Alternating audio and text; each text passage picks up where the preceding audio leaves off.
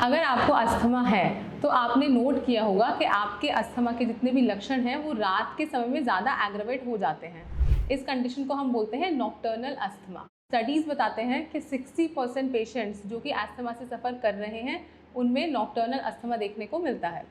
नमस्कार दोस्तों, मैं डॉक्टर प्रियंका सिंह स्वागत करती हूँ आप सबका इस वीडियो में।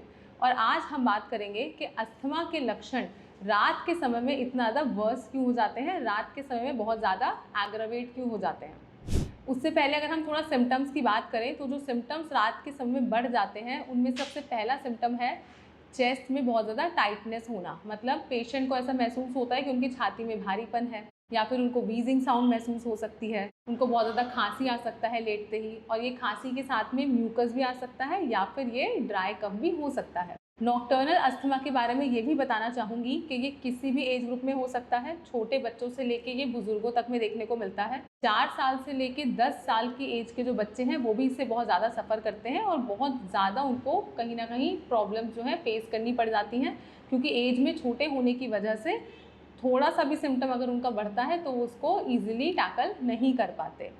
तो अब हम ये जानते हैं कि अस्थमा के पेशेंट्स में रात में ही जो सारे सिम्टम्स हैं वो एग्रवेट मेजरली या मोस्टली क्यों हो रहे हैं। सबसे पहला जो इसके पीछे रीज़न है वो है सर्केडियन रिदम।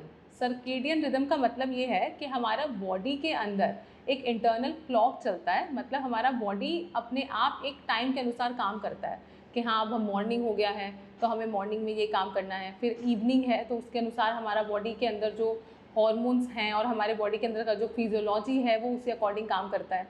तो जैसे ही शाम होने लगती है, शाम के समय में हमारे बॉडी का सर्केडियन रिदम के अनुसार हमारे जो एयरवेज हैं, जो ब्रोंक्यूल्स हैं, वो थोड़े से कॉन्स्ट्रिक्ट हो जाते हैं, जिसके वजह से जो पेशेंट अगर कोई पहले से अस्थमा से सफ़र कर रहा है तो उनके जो सिम्टम्स हैं वो एग्रवेट हो जाएंगे, क्योंकि जो एयर पैसेज है वो कहीं ना कहीं नैरो हो जाएगा। दूसरा जो प्रॉब्लम पेशेंट्स फेस करते हैं उसका जो रीज़न है वो है एनवायरमेंटल फैक्टर्स या फिर एनवायरमेंटल ट्रिगर्स। जैसा कि मैं अपनी और भी वीडियोज़ में मैंने डिस्कस किया है कि अगर रूम में थोड़ा सा भी डस्ट है, डर्ट है या पॉलन है और वो मैट्रेस पे है स्पेशली, तो रात के समय में आपके सिम्टम्स के बढ़ने की जो संभावना है वो बहुत ज़्यादा बढ़ जाएगी। तीसरा इसके पीछे जो रीज़न हो सकता है वो हो सकता है GERD यानी गैस्ट्रो ईसोफेजियल रिफ्लक्स डिजीज़। इसमें आपके जो पेट के अंदर एसिड बनता है वो कहीं ना कहीं थोड़ा ऊपर की तरफ आता है, मतलब फूड पाइप की तरफ आने लगता है, और जब भी पेशेंट लेटेगा तो लेटने के समय में हमारा जो पेट के अंदर एसिड बन रहा है वो थोड़ा सा फूड पाइप की तरफ रिफ्लक्स मारता है, जिसके वजह से अस्थमा के सिम्टम्स भी side by side simultaneously trigger होने लग जाते हैं। फोर्थ जो पॉइंट है जिसकी वजह से अस्थमा के पेशेंट्स में रात में सिम्टम ट्रिगर कर सकते हैं वो है पोस्चरल चेंजेस। दिन भर हम जो भी काम करते हैं तो हम या तो स्टैंडिंग पोजीशन में करते हैं या सिटिंग पोजीशन में करते हैं।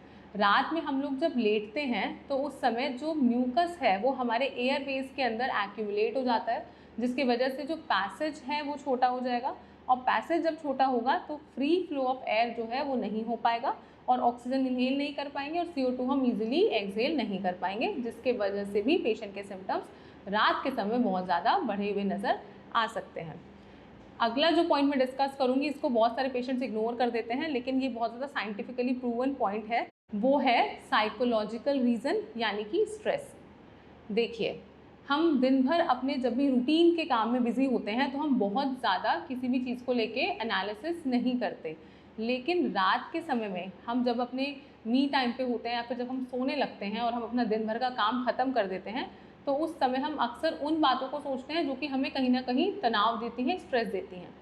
तो पेशेंट को कभी भी अगर स्ट्रेस होगा तो उनके अस्थमा के सिम्टम्स में ट्रिगर आएगा ही आएगा।